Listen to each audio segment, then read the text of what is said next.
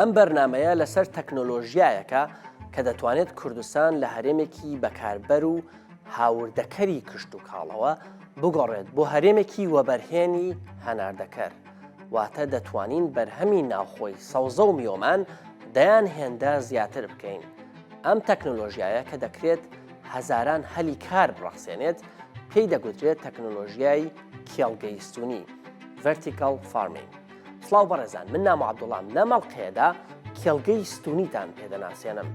جۆرێکی نوێی کێڵگەیە کە بە تەکنۆلۆژیا کار دەکات و پێویستی بە خاک نییە و بەرهەمی سەوزە و میوەی دەیان جار زیاترە لە کێڵگەی یاسایی.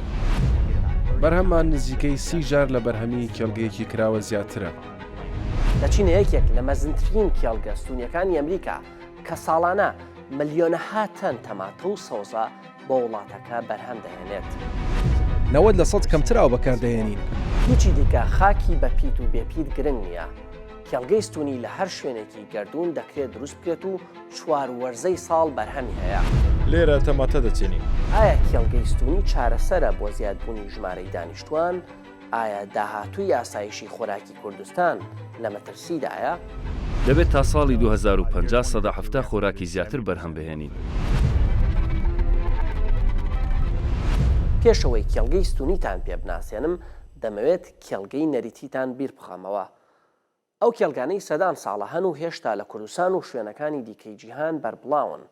ئەم کێڵگانە دەکرێت پیان بگوترێت کێڵگەی کراوە چونکە داخراو نین و لەو دەشتە دەکرێن. مانگینۆ سەردانی کێڵگەیەکی نەریتیم لە شارۆچکەی بەحرکەی نزیک هەولێر کرد.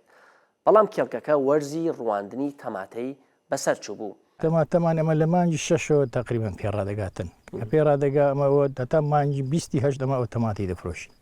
کە تەماتەش دەفرۆشین تەماتەکە لە وەختە پاشی و گەرمادا لەسە دەچتن. ئەی باسیەوەت کرد کە گوتت ناتوانانی منافەسەی بەرهەمی وڵاتانی تر بکەوەکو و تورکیا و سووریا دەچی بۆ من ئەمڕۆ باینجان بردو بە بازار.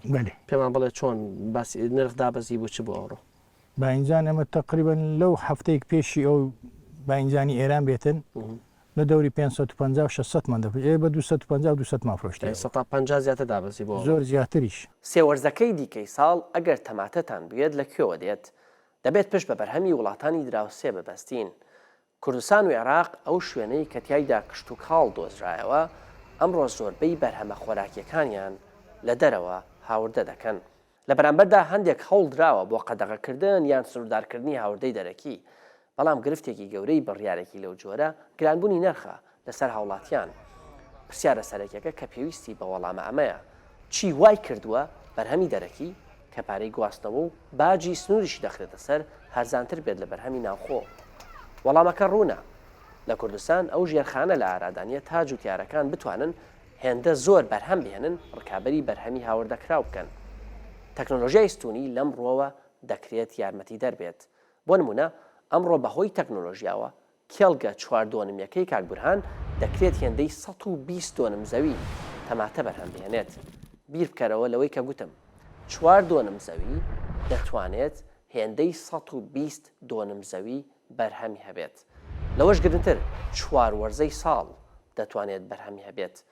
ئەمە دەکات جوتیاری کورد بتوانێت پێداویستی ناوخۆ پڕ بکاتەوە بە نرخێکی هەرزانتر لە تەماتەی هاوردەکرا و قازانجێکی زۆر گەورەتریش بکات. استفادە لێ ناکەن لە بە هەندێک زۆریش ناکەین یان تقریبان من 4 دۆرم 5 دۆرم تەماتەم کردیە زیاتر ناتوانم بکەم. ئێستا ئەو 5 دۆنمە عەرزەی کە هاتە چەندێک تەماتە بەرهەمدێنی لە ساڵێکا لەو 5 دۆنمە؟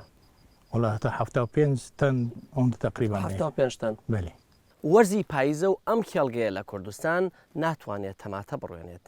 لە کاتێکدا لە کوردستان ڕواندنی تەماتە بە زۆری وەرزیە، وڵاتانی گەشت سەند و تەکنۆلۆژیای پێشکەوتوو بەکاردەهێنن تا 4 وەرزەی ساڵ تەماتە بەرهەم بهێنن.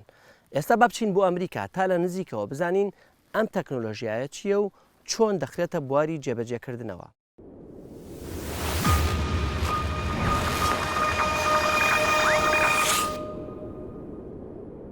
یەکێک لەو کۆمپانیانەی کە پێشەنگە لە بەکارهێنانی تەکنۆلۆژیای کێڵگەی ستونیدا لە ئەمریکا ئابهارڤێستە کە دەکەوێتە ناوچە شاخاوەکانی ئاپەڵاچیەوە. ئەم کۆمپانیایە ملیۆنها تەن تەماتە، خەیار و سەوزە و بێری لە کێڵگە داخراوەکانیدا بەرهەم دەهێنێت. بەم دوایە سەردان یەکێک لە گەورەترین کێڵگەکانی ئابهارڤێستم کرد لە شاری ڕیچمەند لە ویلایەتی کێنتاکی لەوێ لە نزیکەوە بینیم چۆن ڕۆبۆت و تەکنۆلۆژیای پێشکەوتوو بەکاردەهێنن تا بەرهەمەکانیان دەیان جار زیاد بکەن و بە فیڕۆچوونی ئاو کەم بکەنەوە. لەم کێڵگەیە لە بری تراکتۆر ئۆتۆمبیل دەبینیت کە بێ شۆفێر بەرهەمەکان لە کێڵگەکە دەگوازێتەوە تا بخێنە ناو پاکیجەوە و بۆ بازاڕەکان بنێردرێن. جوتیارەکان ئێرە کەسانی بەتەمەن نین، گەنجن و زیاتر شارەزای کۆمپیوتەر و کارپێکردنی ڕۆبۆتن وەکو هەڵکەندنی زەوی و لێخوڕینی تراکتۆر. کێڵگەکەمان ساڵی 2017 لەلایەن پیاوێکی بەڕێزەوە بە ناوی جۆناسان وێب دامەزرێنرا. جۆناسان و ئەو تیمەی کە کۆی کردبووەوە تێگەیشتن ئاپالاچیا ناوچەیەکی وڵاتە کە پێویستی بەوە بەرهێنانی ئابووری هەیە. ئەو چاندنی کێڵگەی کۆنتڕۆڵکراوی وەکو دەرفەتێک بۆ ڕەخساندنی هەلیکار بە موچەیەکی باش بۆ ناوچەکە بینی. هەروەها ویستی شتێک بەرهەم بهێنێت کە بازار پێویستی پێی هەبێت و هەم سوودی لێ وەربگرێت. ئەویش سەوزە و میوە بوو کە بە شێوەیەکی زۆر بەردەوام بەرهەم دەهێنرێت. لە ئەنجامدا ئاپهاروێستی دامەزراند. دەتوانیت توانای بەرهەمێنانی ئەم کێڵگەیە بە بەراورد بە کێڵگەی نەریتی یاخۆ تەقلیدی ڕوون بکەیتەوە؟ بەدڵنیاییەوە ئەگەر بینە سەر کشت و کاڵ و بە تایبەتی جەخت بکەینە سەر تەماتە، وەک دەبینی تەماتەی جوانمان هەیە. تەماتە بە شێوەیەکی گشتی لەسەر ڕووەکی پەلکێش یاخود ڤاین و بە شێوەیەکی ئاسۆیی گەشە دەکات. لەبەرەوەی ئێمە کێڵگەی داخراومان هەیە دەتوانین وا بکەین بەرهەمەکە بە شێوەیەکی ستونی گەشە بکات. دەتوانین ڕووەکەکە لە ڕووبەرێکی زۆر کەمدا چڕ بکەینەوە و بەرهەمهێنانی بەرهەممان زیاد بکەین. بەرهەمی دۆنمێک تەماتە لە کێڵگەی کۆنتڕۆڵکراودا نزیکەی 30 جار زیاترە لە بەرهەمی دۆنمێک زەوی کێڵگەی نەریتی. لە ئەنجامدا بە سەرچاوی کەمتر و زەوی کەمتر دەتوانیت بەرهەمی ئەو دۆنمە زیاد بکەیت. ئەمە شوا دەکات زۆر بەرهەمدارتر بێت. کاتێک باس لە کێڵگەی داخراو دەکرێت، هیچ سنووردارکردنێکی وەرزی نیە، ڕاستە؟ دەتوانیت بە درێژایی ساڵ تەماتە بچێنیت؟ بەڵێ دەتوانیت.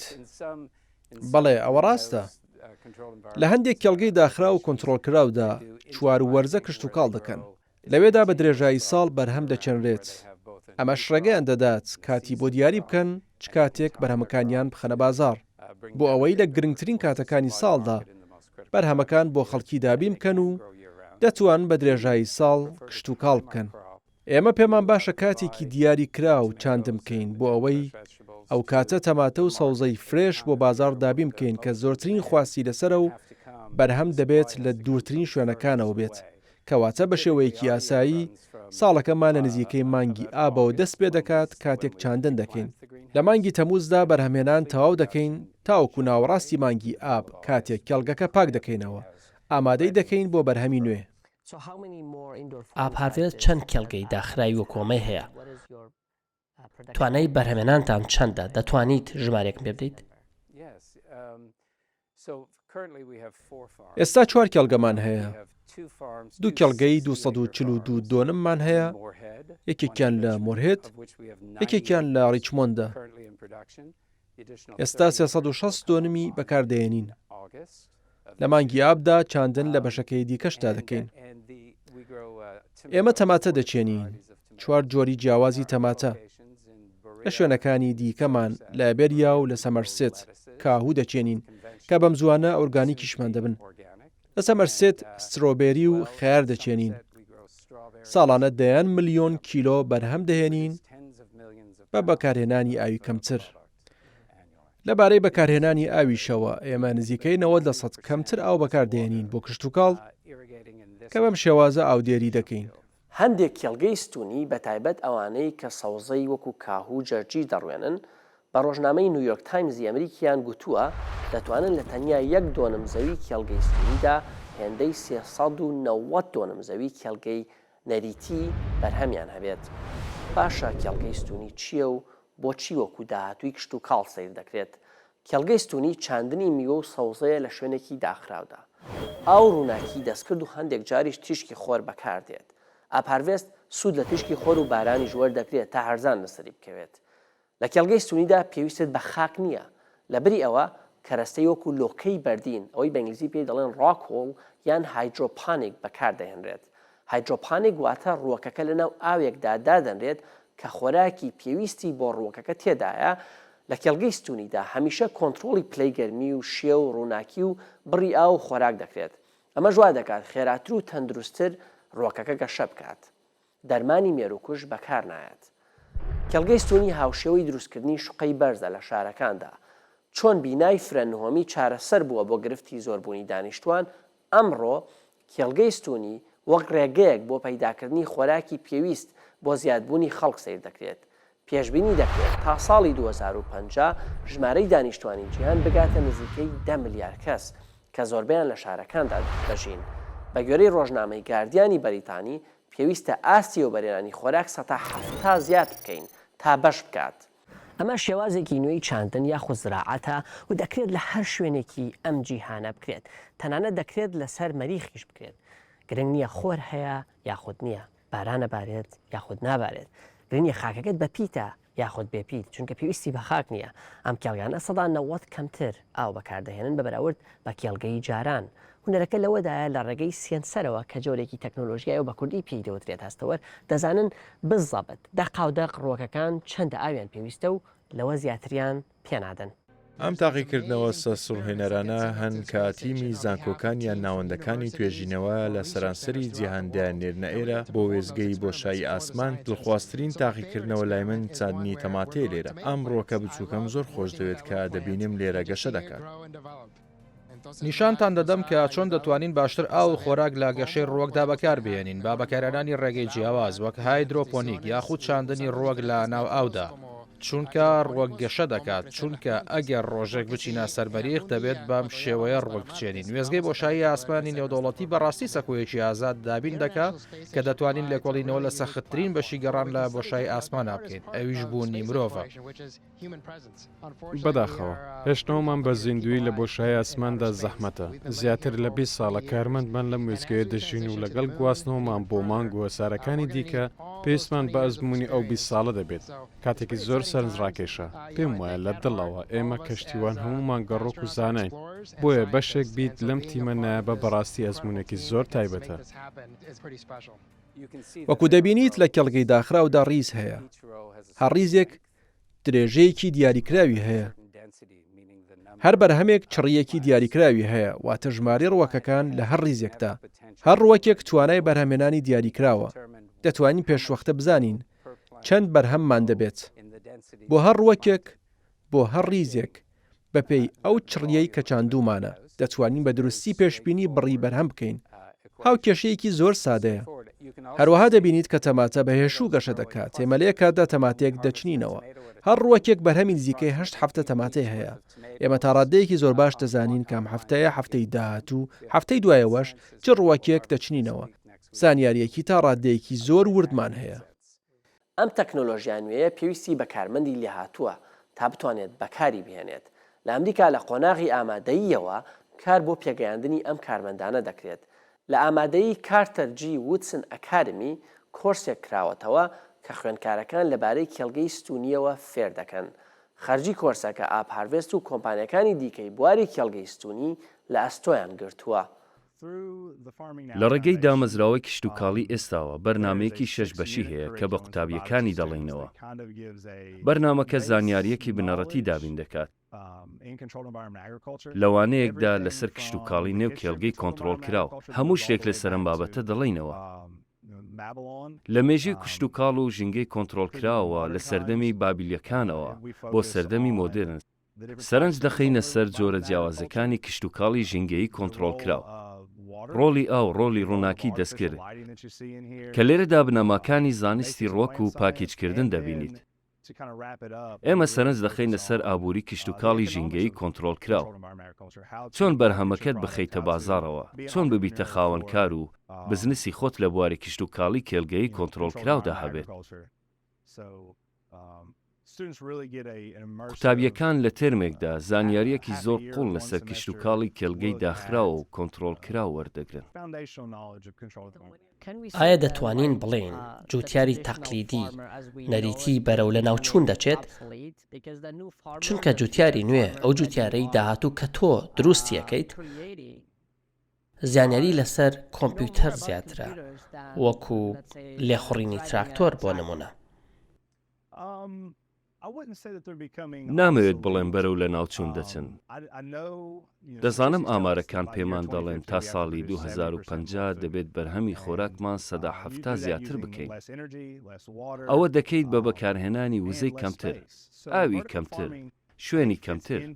پێم وایە کێلگەی ستونی بەشێکە لە چارەسەرەکە. بەڵام زۆرێک لەو تەکنیکانەی کە خوێندکارەکانمان لێرە فێری دەبن لەسەر سیستەمی چاندن لە کێلگەی داخراودا ڕاستەوخۆ بۆ چاندن لە کێلگەی کراوەشدا دەگونجن. هەرگیز کشتتوکاڵی نەریتی یاخود کێلگەی کراوە لە ناو ناچێت. هەندێک بەرهەم هەن کە ناچارین بۆ شێوەیە بیان ڕوێنین. لەوانە گەنم و گەنمە شامی و برنج کە خۆراکی سەرەکین لە سەرانسەری جیهاندا. خوێندکارەکان بەگشتی کە دەبینن تێک ڕایتەمەنی جوتیار لە ئەمریکا 62 ساڵە کشتتوکاڵ وەک پیشە سیر ناکەن. ئەوەی ئێمە هیوادارین لەو پرۆگرامەدا بیکەین ئەوەیە کە نیشانیان بدەین کە کشتتوکاڵ دەکرێت ببێتە پیشە. بەڵام کێڵگەی ستونی بەو مانایە نایەت کە کێڵگەی نەریتی یاخود کراوە لە ناو دەچێت، چکە کێڵگەی ستونی بۆ هەموو جۆرە ڕووەکێک دەست نادات. بۆ نمونە گەنم و پەتاتە پێویستیان بە خۆڵە. هەندێک پیان وایە کێڵگەی ستونی ڕۆڵێکی گەورەی دەبێت لە مسۆگەرکردنی ئاسایشی خۆراک لە کاتێکدا گۆڕانی کەش و هەوا ژینگە تێک دەدات و ئەگەری شەڕ لەسەر ئاو لە هەندێک ناوچەی وەکو ڕۆژهەڵاتی ناوەڕاست زیاتر دەبێت. لە ئاستی جیهانیدا لە سەدا هەفتای ئاوی خواردنەوە بۆ کشتتوکاڵ دەڕوات. بۆیە ئەگەر دەست بکەین بە گەشەپێدانی خۆراکی زیاتر بە سەرچاوی زۆر کەمتر ئەوە هەلی ئەوەمان نییە بتوانین خۆراکی پێویست بۆ دانیشتوانی جیهان بەرهەم بهێنین کە ژمارەیان بەردەوام لە زیادبووندایە. کاهوو بۆ نمونە بەڕاستی دەتوانیت ئاوێکی زۆر پاشەکەوت بکەیت کاتێک لە کێڵگەیەکی ستونیدا دەڕوێنیت. سەرکە کاهوویەک لە کێڵگەیەکی کراوەدا نزیکەی 500 گاڵۆن ئاوی دەوێت، بەڵام نزیکەی تەنیا گاڵۆنێکی پێویستە کاتێک لە کێڵگەیەکی داخراودا دەڕوێنیت. ئێمە لە تیشکی خۆرەوە دەست پێ دەکەین و زۆرترین تیشکی خۆر بەکاردێنی. پاشان چونکە ئێمە بە درێژایی ساڵ بەرهەممان هەیە هەندێک جار ڕووناکی دەستکرد لە ڕێگەی لایتی LED-ەوە بەکاردەهێنین. لایتی LED کاریگەری لە 140 زیاترە. کار دەکەین بۆ ئەوەی وزەی ژینگە پیسکەر بەکار نەهێنین و وزەی نوێبووەوەی زیاتر بەکاربێنین. بۆیە ئێمە بەڕاستی پێمان وایە کە کشتتوکاڵی کێڵگەی کۆنتترۆلکرا و پێویستە ببێت بە شەپۆلی سێمی ژێرخانی بەردەوام بۆ باشترکردنی ئاسایشی خۆراکی ناوخۆیی.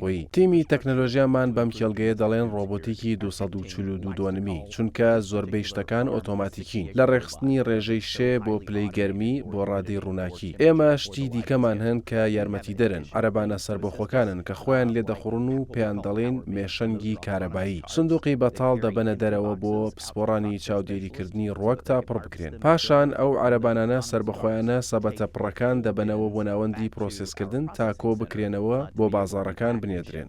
ئەم تەکنۆلۆژیایە تەنیا لە ئەوروپا و لە ئەمریکا بەکار نایەت. گەورەترین کێڵگەی ستونی جیهان لە دووبەیە بە ناوی بوستانیکە کە لەسەر ڕووبەری 10,000 مەتری دووجا دروست کراوە و ساڵانە زیاتر لە 1 ملیۆن کیلۆ سەوزە بەرهەم دەهێنێت.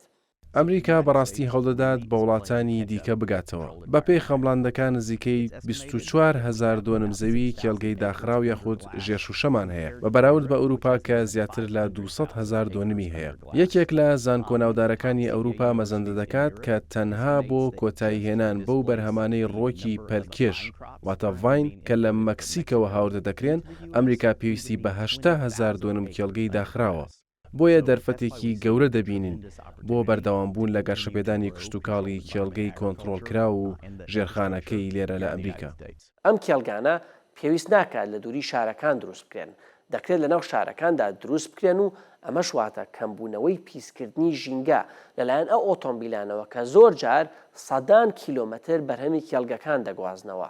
بەڕێوەبەرەکەی ئاب هاروێست ئامۆژگاریەکی بۆ ئەو وڵاتانە هەیە کە تا ئێستا کێڵگەی ستونیان نییە. پێم وایە تەکنەلۆژیای کێڵگەی ستونی دەبێتە شێوازێکی کشتتوکاڵی کە پێویستە لە سەرانسەری جیهاندا بەکاربهێنرێت. باوەڕم وایە هەر کە وڵاتان درکیان بە سوودی ئەم تەکنەلۆژیایە کرد، تەنانەت ئەگەر ناوچەی کشتتوکاڵی بەهێزیشان هەبێت، هەرام تەکنەلۆژیایە بەکاردەهێنن. جۆرێک بەرهەمداری و کوواڵەتی هەیە لە کێڵگەی داخراودا کە لە کێڵگەی کراوەدا وەدینایەت.